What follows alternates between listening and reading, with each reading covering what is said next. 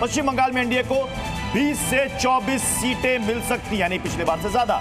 India alliance के खाते में सिर्फ एक सीट जाती हुई नजर आ रही है। पश्चिम बंगाल में 16 से 22 सीटें अन्य दलों को मिल सकती है। टीएमसी से ज्यादा सीट एनडीए को मिल रही है पश्चिम बंगाल में। अनुराग, बिल्कुल। प्रत्युष लौटेंगे आपके पास। शहजाद, लीजिए आ गई आपकी बारी। आप थोड़ा सा अधीर हो गए। मैंने अधीर रंजन चौधरी नहीं कहा, मैंने सिर्फ अधीर कहा है। अच्छा शहजाद, ये पश्चिम बंगाल के जो आंकड़े हैं ये वाकई चौंकाने वाले हैं, क्योंकि पश्चिम बंगाल को लेकर खुद प्रधानमंत्री मोदी ने कहा था कि सबसे बड़ी विक्ट्री हमारी यानी कि बीजेपी की और एनडीए की वहीं से होने वाली है।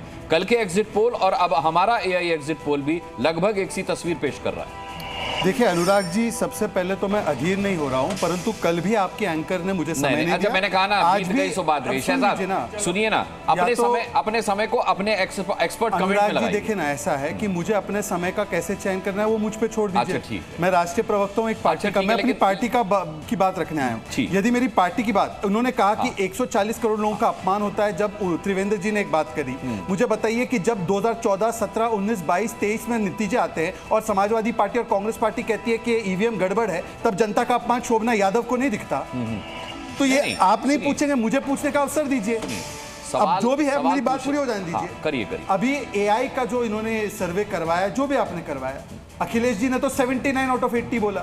फिर भी आपके एआई के सारे प्रयासों के बाद अगर 22, 26 आ रही है, पूछ लीजिए भाटी जी से, वो संतुष्ट है इससे? जब इतना बढ़ाने के बाद भी ये भाटी जी स्वयं संतुष्ट नहीं है, पर शोभना जी उसमें मॉरल विक्ट्री देख रहे। शोभना जी का अधिकार है सवाल पूछना सर। शोभना जी का अधिकार है सवाल पूछना।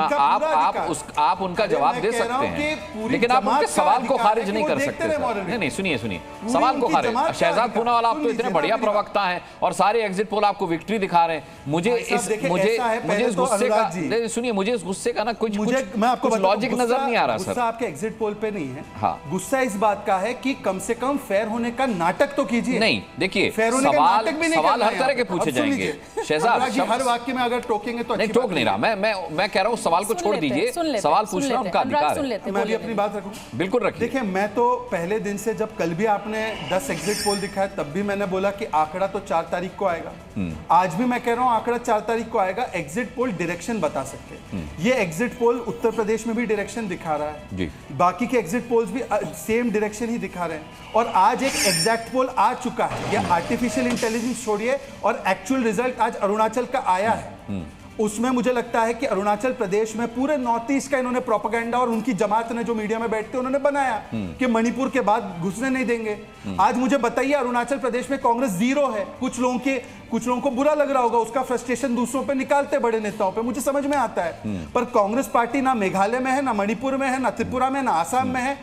आज उत्तर प्रदेश में 2 बार रिपीट हुई है सरकार, उत्तराखंड में 2 बार रिपीट, गुजरात में कई बार रिपीट, मध्य प्रदेश में कई बार रिपीट, हरियाणा में 2 बार रिपीट, त्रिपुरा में 2 बार रिपीट। मुझे बताइए 2011 के बाद कांग्रेस की कोई सरकार रिपीट हो रही है? आप बताइए, ये परफॉर्मेंस और डिलीवरी नहीं है। एक बात बताऊं शहजाद, बीजेपी को वोट करे तो दिग्भ्रमित हो गए। एक बात बताऊं शहजाद, इस प्रकार से जो एमवाई फैक्टर से एक बात बताऊं शहजाद, ये बात आप गुस्से की बजाय मुस्कुराते हुए कहते तो ज्यादा इम्पैक्टफुल होती। अगले में